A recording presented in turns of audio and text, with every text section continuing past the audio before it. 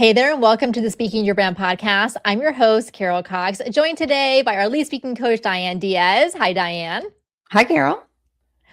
I want to talk about the power of relationships and networks in getting speaking engagements. We obviously have been speaking a long time in our careers. And I know when we talk with our clients in the Thought Leader Academy, one of the things that we help them to identify and figure out is who is it that they already know, whether it's individuals or organizations or places they've been associated, that they can reach out to for speaking opportunities. Because I think this is where especially people who are aspiring to be speakers, is that they feel like, well, if I just post more content online, whether it's on LinkedIn or if I submit more speaker applications for conferences, the speaking engagements will come. And certainly that can happen and it does happen. So you should be doing some of those things as well. But I have found, and I know you have found too, Diane, from your experience, that the best speaking engagements, the ones that are most aligned, the ones that pay well, the ones that reach your goals, they rarely come from people we don't know, from strangers. They really come from trust that you have built over time through relationships.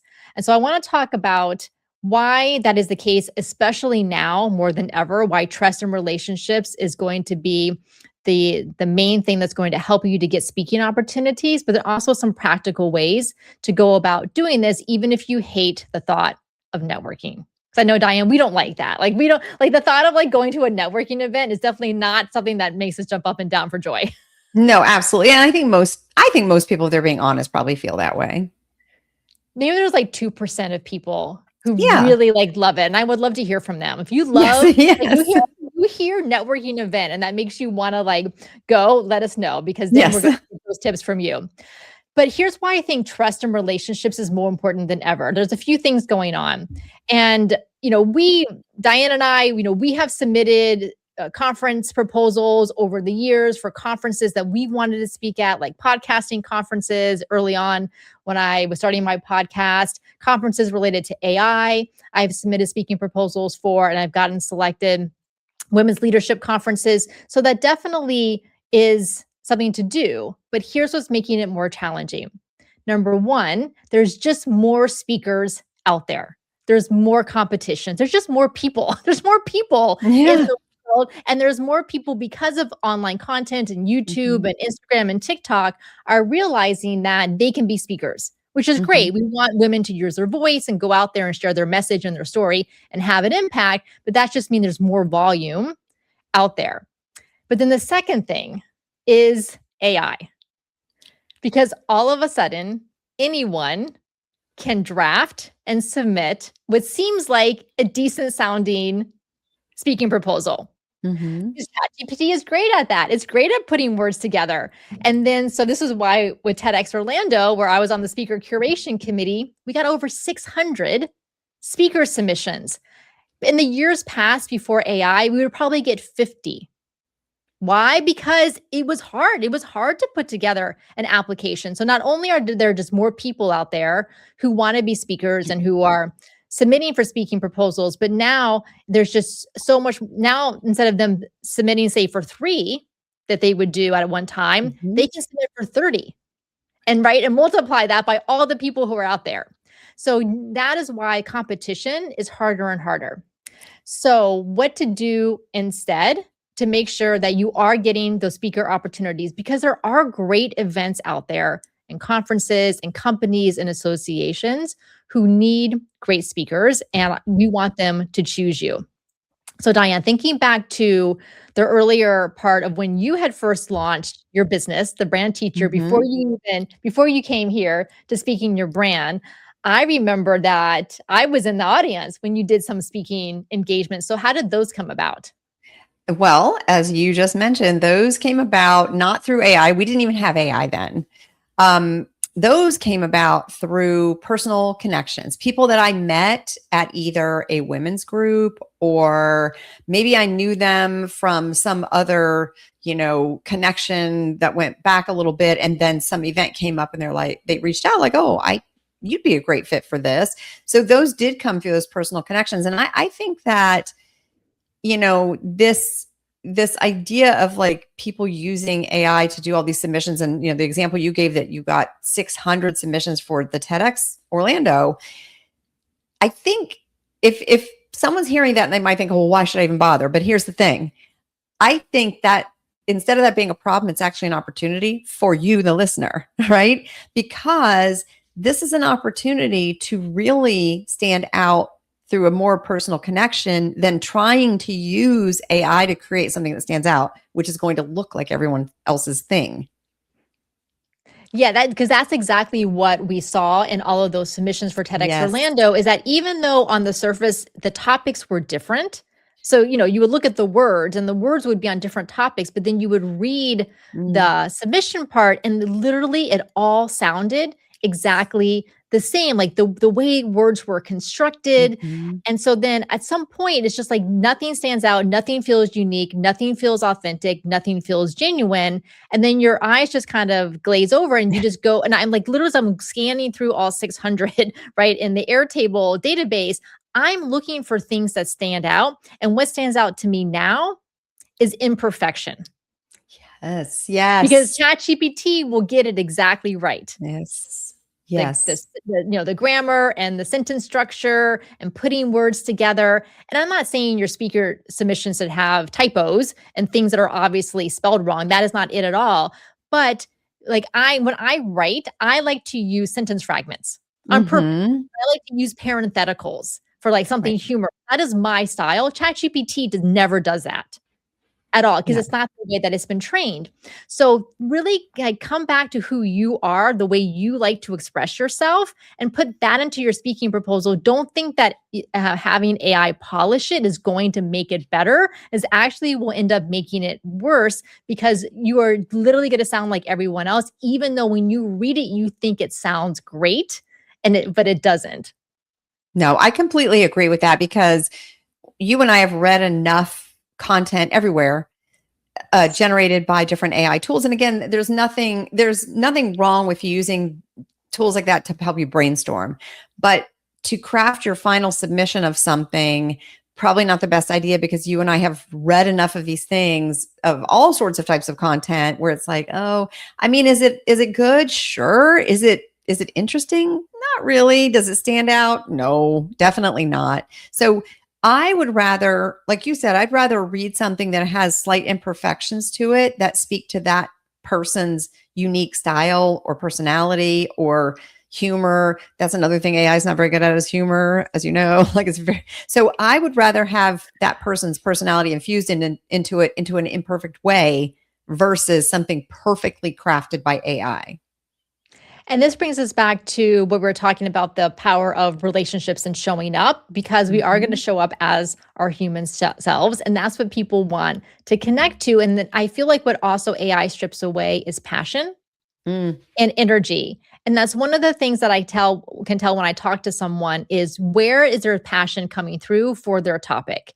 And if they're just kind of repeating words or things that they think sound good, it just strips away all of that. And I want just, to hear whatever it is that either lights you up or gets you on your soapbox. Like, what do you either want to like rant about and shout to the world because it makes you mad, like you want to change things, or what really lights you up because something has really positively influenced you? Okay, so let's Carol, go back. Yeah, let me go just ahead. add one thing. Yeah. This just occurred to me that this is not unlike when we do our in-person workshop, and one of our attendees will get on the stage and want to read from a script. Then we take that script away and then they just speak from the heart and their passion comes through, right? It's very similar. It's trying to be perfect versus trying to be yourself.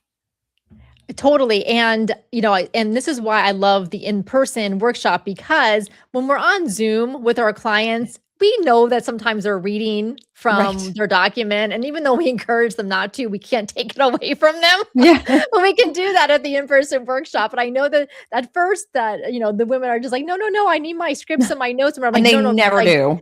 and you never do. And that's the power of and then they're so grateful that Yes. they showed themselves Hmm. what was possible without relying on that Hmm. instead. Okay, so you mentioned when you were starting your business, you did speaking engagements to increase your visibility and to meet new women and get clients and to grow your network. And so you showed up at places, you Yeah. met the event organizers, you got to know them, got to know the members and the women who would show up, go to those different events, and then you pitched yourself as a speaker. And then they said yes. And I know what happened after that is that then there were other women in the audience who ran other groups, other local groups, and they saw you speak, and then they invited you to speak at their organization. And I feel like that is the domino effect that Hmm. happens once you can get the first one or two speaking engagements, whether it's within your local community or within an industry, where you're going to have people in common who are in those different audiences. And that is much more effective and much more worth your time and effort to do that than to have AI craft 100 speaking proposals and submit them to a whole bunch of conferences. Oh, absolutely. Absolutely. And the other thing is that, there's multiple things that can come from those relationships, not just speaking engagements, but maybe other like paid work, maybe paid speaking gigs, maybe connections to other people who know of other speaking gigs. So it AI can't do that for you, right? AI doesn't know who you know or don't know, and then it can pair you up and say, hey, it can't do that. So much more comes from the personal relationships than just, 10 pitches to a conference. And thinking about what else that the speaking opportunities can do for you. Yeah. So you're going to get other speaking invitations for sure, but you'll get clients. Maybe you'll be invited to Hmm. serve on a board of Yes. a local organization. And that gives you a lot of visibility. That has happened to me. I remember I did a speaking engagement. This was way back in 2010 when I had my technology business. I spoke at a technology event, and I got to know there were a couple other women speakers who were there, and we were there all day. So we chatted and we got to know each other, and those two other women also ran events. So they ended up inviting me to speak at their events, and from that one event I probably got 10 other speaking engagements through them in the next couple of years. And that wouldn't have happened if I hadn't Mhm. just shown up for to Right. speak at that event. And that was unpaid. And I was happy to do that Hmm. because you never know where it's going to lead. Now, you need to have a great talk and you need to Hmm. deliver it really well. You have to have the goods Yeah. behind the speaking that you're doing so that you're getting those other speaking engagements from that. And Diane, I want to talk about a couple of our clients who have been guests on this podcast where their relationships have really made such a difference, and them showing up at and doing speaking engagements have really made a difference. So one of them is Julia Korn. She was on the podcast back in episode 422, and we talked about creating her keynote where that she delivered at a conference, and it was a lot of fun. She has a fantastic personality, and we talk in that episode about kind of the creative way that we found to make the keynote not only informative and valuable, but truly an interactive experience for the audience. And the audience was blown away. The event organizers, even the AV guy, who sees speakers all the time. He Hmm. told her afterward, he's like, wow. It's like that was a 10 out of 10. That's like the best keynote I've ever seen. So we talk Nice. about that. But here's how that keynote came about. The year before that conference, Julia was a breakout session speaker, unpaid. She showed up, she delivered the goods. She did a fantastic job at her breakout session, but she didn't leave it there. Then a month or two after that conference ended, giving the event organizers a little bit of space to, Hmm. decompress, then she reached out to them and pitched them on her being the keynote speaker at next year's conference. And they Nice. said yes. And that was a very nicely paid speaking engagement. Nice. So Wow. she showed up, she did a great job, she had a great talk, but then she built a relationship and nurtured the relationship to get that keynote the following Hmm. year. Hmm. Then the other example I remember, Diane, is you interviewed one of our clients, Charlotte McCullough, and this was back in episode 396. And you had Hmm. worked with her on a talk. And I remember in that episode, she was so appreciative because from that one talk, she got a bunch of other stuff afterwards. So can you share a little bit about that?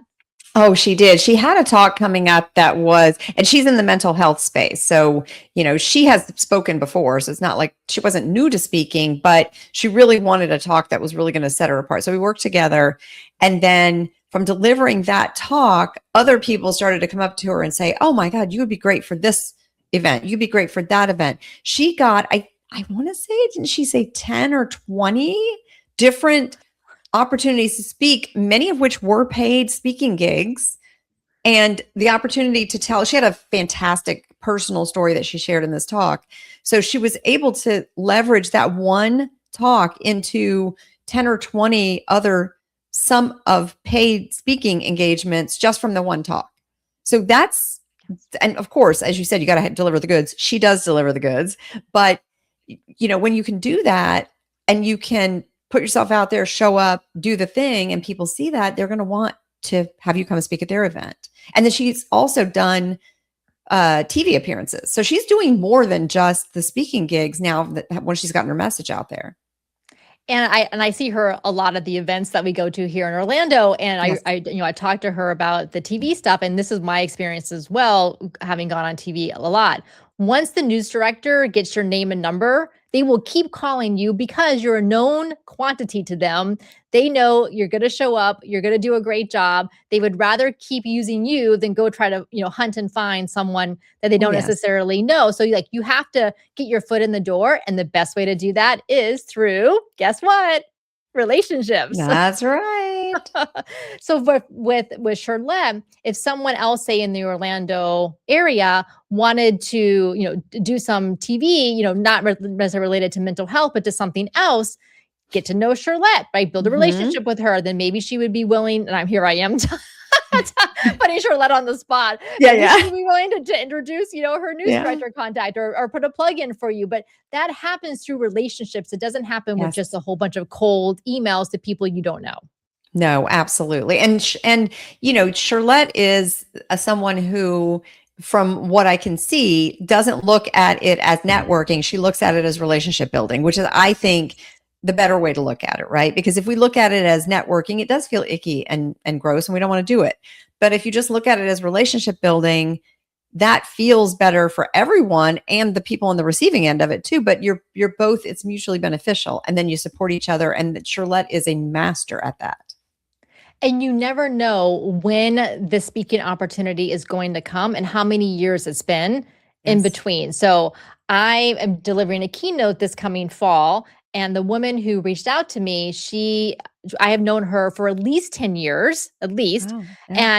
And then she was thinking about, she's heading up the committee for the retreat that they're planning and needed the keynote speaker. So she thought of me and she reached out. And I'm not even sure they interviewed or thought of any other speakers. She thought I would be a great fit for their topic and their audience. So we talked, I shared my fee. She went back to the board. The board said yes, and here we go. And so that was a relationship that has been around for 10 years. And, I see her on LinkedIn, and I comment on her post here and there, not with any intention of wanting a speaking engagement from her, because I had no idea that she would even be in this role, but just because I like her. And, I want to put good feelings back into her when I see what she posts on LinkedIn. A similar thing happened to me when I spoke recently. Well, I think was it a year ago when I spoke to Florida Executive Women. And I had met the woman who reached out to me. I had met her, again, probably like 10 years before that, and actually hadn't seen her in quite some time. But she contacted me and said, "Hey, we need a speaker, and it needs to be really good, and it needs to be on this topic. And you came to mind." It kind of out of the blue, she reached out to me, but I had maintained a relationship with her. We hadn't seen each other in a while, but we would message back and forth every so often. We liked each other. So there she went and just recommended me, reached out to me, and then I spoke at the event, and we got 3 clients from it. So you don't ever know where those relationships are going to lead. So, relationship building is a long-term play, just like personal branding is. Like, it's a long-term play, but it pays off much more effectively than just having ChatGPT write everything for you. Exactly. So then you may be thinking, okay, well, this sounds great, but like, where do I get started? Yes. Maybe you haven't been doing a lot of, networking or going to local events. And so what should you do? Now, I know my personal approach is quality over quantity. So I have picked 1 or 2 organizations that I attend regularly. So I became a member of Florida Executive Women. Actually, Diane, after you Mhm. spoke there, because I hadn't been around that group since Yeah. before the pandemic, and I was like, oh, I kind of forgot about them. So Yeah. I became a member, and now I'm on their board of trustees for this year. And so I am really investing in the relationships with the other women who are members of that organization, because I'd rather dive deep than go broad. And then I still go to other events that are Mhm. here in the local area. And I know, Diane, you kind of took the same approach. Yes, I had been involved with Women's Executive Council for probably 5 or so years, or maybe more, actually going back before the pandemic. And then I joined probably about 3 years ago. And then this year, I was asked to serve as vice president, so I agreed to do that. So I also have gotten more involved with that group, and it puts you in a more prominent, more visible role. So you get seen not just by attendees, but by the speakers that come to those groups, anyone that, when they post about it online. So it's a really great way to build deeper relationships. But I would also encourage people, if you're new to like, well, which group? And I'm not sure, just go to some of the Mhm. luncheons, go to some of the meetings, go to some groups you think, I don't know, because I've been to some groups before where I thought, and then I ended up loving it. So you never know until you check it out. So if you're new to the relationship building game, just get out there. And then you don't have to keep going to things, right? You go to something like, oh, it's not quite a fit, stop going. That's fine. But just explore, experiment, and then you'll find the place where you feel most aligned that has the people you want to meet in the group. And this is where actually AI can be helpful, because it can do Yes. some research for you and find groups Mhm. in your local community. So search for women's groups, women's business groups, chambers of commerce, industry associations, Mhm. leadership, like leadership programs that a lot of cities have as well. So to kind of look around whatever your industry is, and different types of groups, and that's where ask ChatGPT or ask Claude to go, give them those parameters, and it will come back with a list. And that is actually a great use of AI, Oh, because for then put sure. them on your calendar and start going. Into Diane's point, like, get a feel for it, go once or twice. And if the group doesn't seem like a good match for you, no problem. You tried it out.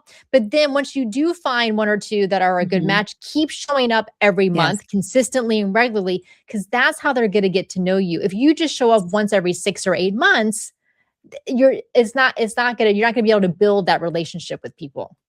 And I will say too, if you join a group and you don't necessarily want to serve on the board, consider serving on a committee. It's a lot Mhm. less of a time commitment and an easier way for you to be involved and be visible without necessarily that much responsibility that a board position would require. So that's another option.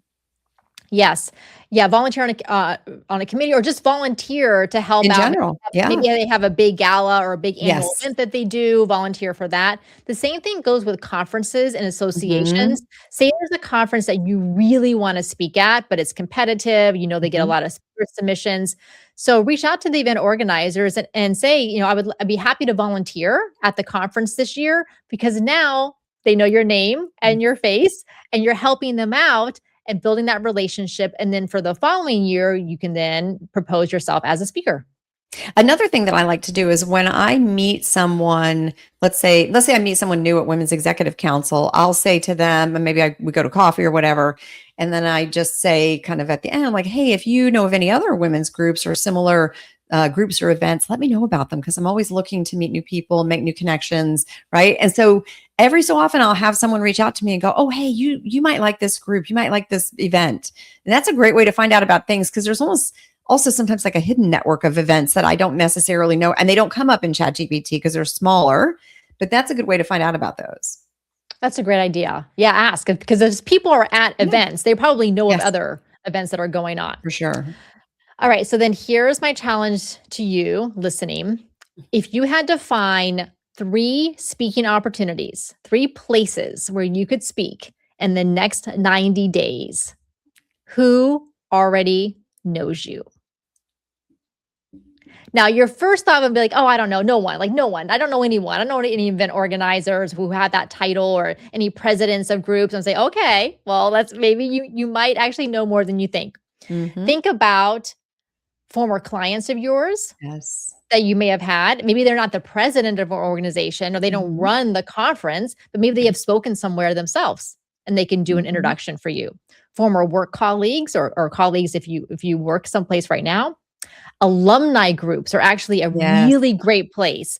I have spoken at Emory University's alumni group. I'm on and one of their coaches for alumni as well. And that came from me actually pitching the person who runs the Emory Alumni Learning Network. And I got to know her and I did a session for them last summer, but I had the built-in trust because I was a graduate of the school Right. already. It wasn't just someone like I'm not pitching to some school that I didn't Right. attend. Yeah, it's like instant credibility. Exactly. So think about professional associations that you've been a Mhm. member of, even if it's been a while, but it's still relevant to what you do. You can go back, maybe you renew your membership in that association and get to know them. It could be Mhm. strategic partners that you have now or have had in the past. It could be podcast host that you know. Maybe you've been on their podcast or you know someone who has a podcast. They know a lot of people. Yes. People who have podcasts know a lot of people Yes. because they've had a lot of guests on their podcast. So they can be Mhm. great places to also get ideas for places to speak and to get introductions. And of course, the community organizations and groups that we just talked about. So really think about you probably know more people Mhm. than you realize, even if you haven't talked to them and even if it's been since before the pandemic. That's Yeah. okay. Our timelines and memories are so smooth right now. And 2019 almost feels like it was yesterday, yet it also feels like it was a million years ago. So, Yes.